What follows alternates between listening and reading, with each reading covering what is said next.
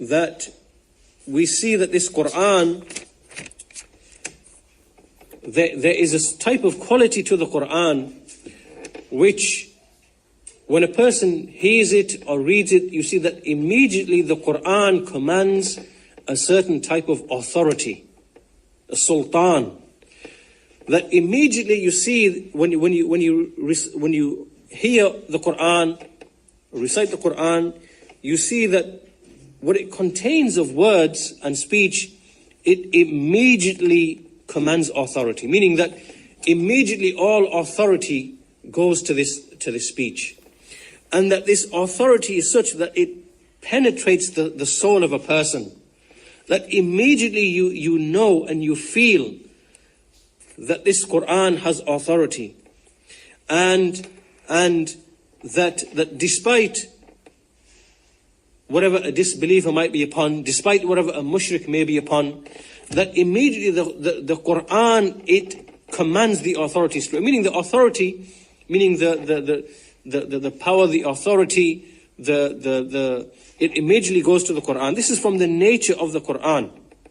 And Shaykh gives an example of how when one of the callers was giving a sermon in Arabic, and during the sermon he was reciting certain verses from the Quran.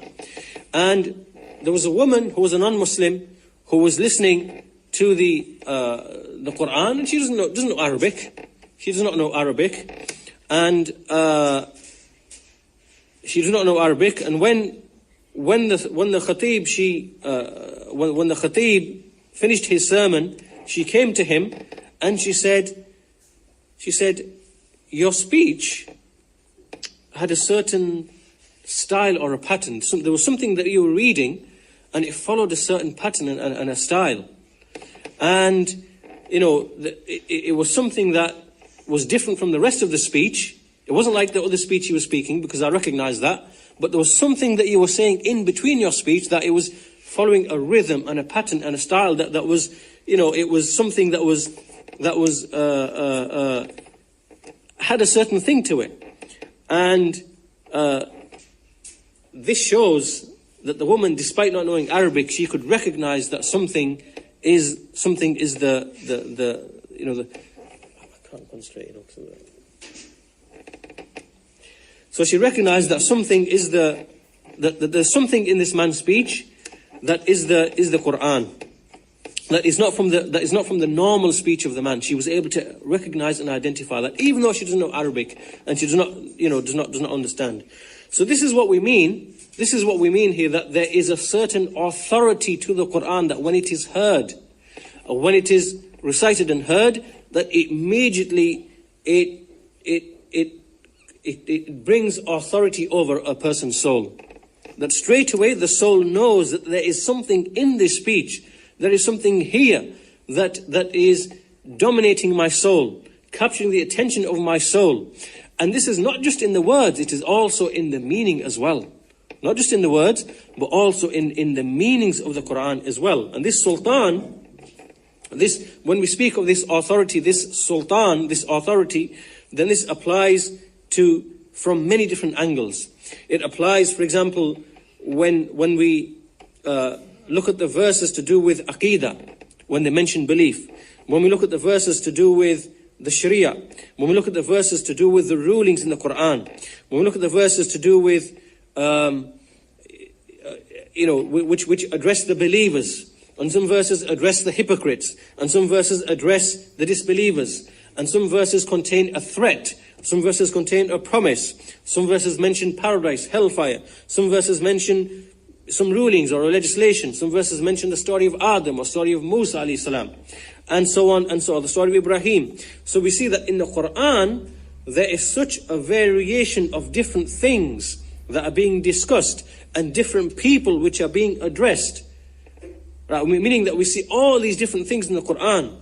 So that when a person hears the Quran or something from it, because of all of this variation, and all of this richness in the Quran, that immediately it is something that captures a soul.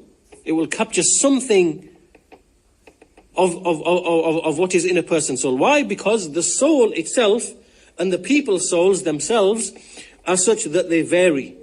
The souls are different. Some souls are affected by examples and similitudes. Other souls are affected by threats and promises. Other souls are affected by knowledge and information. Other souls are affected by many different things. So in other words, the souls, they are nourished by different things. And the people's souls vary from each other. One soul is affected in a different way from another soul. And when we look in the Quran and what the Quran contains, we see that the Quran contains such a rich variation of different things, of similitudes, of examples, of threats, of promises, of information, of stories, of legislations and rulings, of wisdom, that when the Quran is heard, when it's recited and it is heard, then each and every soul, there is something that will command authority over that soul straight away from the Quran.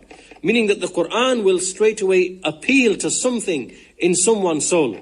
See how that example of even that woman that the Shaykh gave earlier on, of the woman who wasn't a Muslim. She heard some Arabic and she could distinguish between the normal speech and something in there that had a style, a pattern, and had a certain beauty to it. She recognized that. That's because the soul recognizes those things as well, even though in this instance she didn't know anything of the meaning.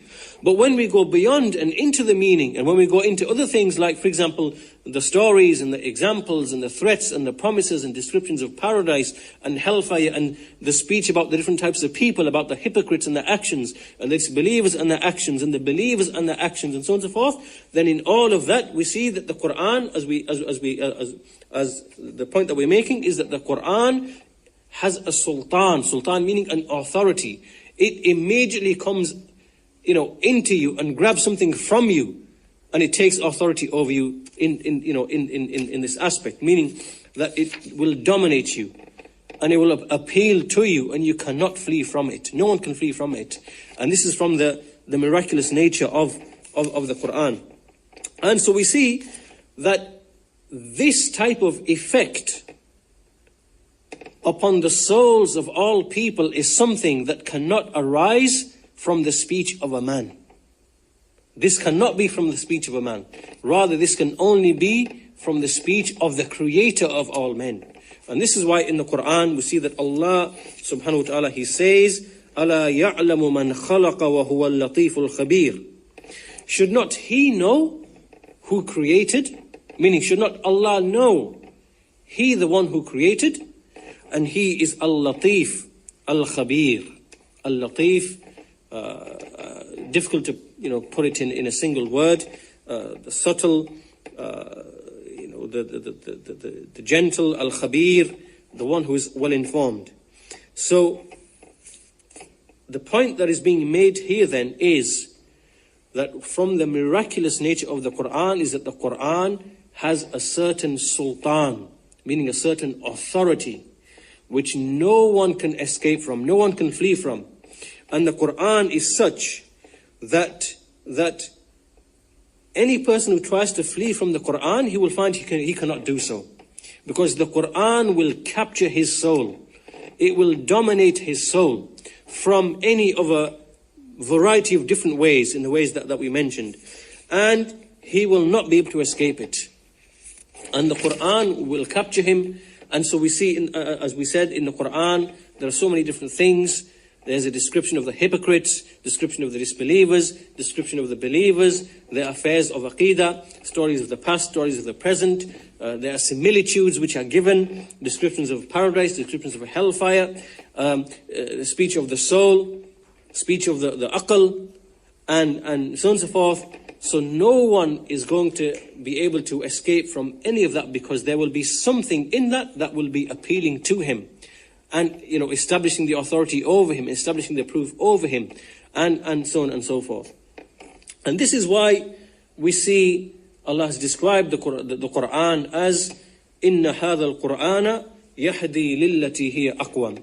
Indeed, this Quran is that which leads. This Quran is something which leads to that which is aqwa, meaning that which is the most upright and the best and the most appropriate, and so on and so forth. And so from this angle, we see that the Quran has a certain authority which no one can ever escape. And this is from the nature of the Quran.